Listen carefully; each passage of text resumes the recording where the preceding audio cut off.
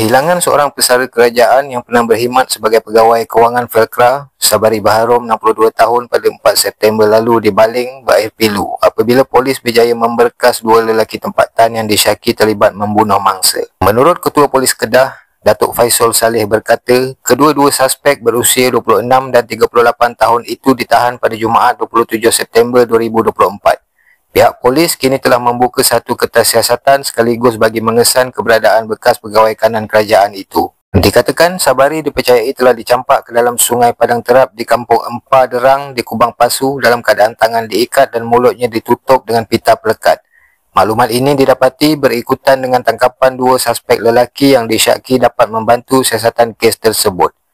Hasil dari soal siasat yang dijalankan, pengakuan telah dibuat oleh kedua-dua suspek bahawa mangsa telah dicampak ke dalam Sungai Padang Terap. Namun, sehingga kini, bapa kepada tiga cahaya mata itu masih gagal dijumpai dan usaha mencarinya masih dilakukan. Susulan itu, siasatan yang dilakukan melibatkan kes orang hilang kini dilanjutkan di bawah Seksyen 302 Kanun Keseksaan dan pihak polis juga telah memaklumkan perkembangan siasatan kepada keluarga mangsa. Mengimbas kembali kejadian yang dianggap misteri oleh ahli keluarganya kerana kereta proton wajah milik mangsa ditemui dibakar di kawasan pembuangan sampah di Gaung Hutan Guber Sik pada Jumaat 27 September lalu, namun mangsa tiada di situ. Manakala dilaporkan pada 24 September lalu, seorang wanita berusia 62 tahun telah ditahan bagi membantu siasatan berhubung kes kehilangan Sabari dan pihak polis juga telah berjaya mengesan satu transaksi pemindahan wang dalam jumlah yang besar daripada akaun Sabari kepada akaun bank seseorang yang tidak dikenali. Hasil dari penelitian kamera litar tertutup daripada pihak polis juga mendapati transaksi itu dilakukan oleh seorang wanita tempatan. Doakan ayah saya. Begitulah luahan anak sulung Sabari, Suraya Izzati, 29 tahun yang memuat naik hantaran meminta orang ramai mendoakan ayahnya. Hantaran berkenaan menerima ucapan takziah daripada warga maya yang turut mendoakan agar mereka sekeluarga agar terus kuat. Marilah kita sama-sama mendoakan agar segala urusan mereka dipermudahkan dan supaya mangsa cepat ditemui. Dan kepada ahli keluarga, semoga tabah menghadapi dugaan ini.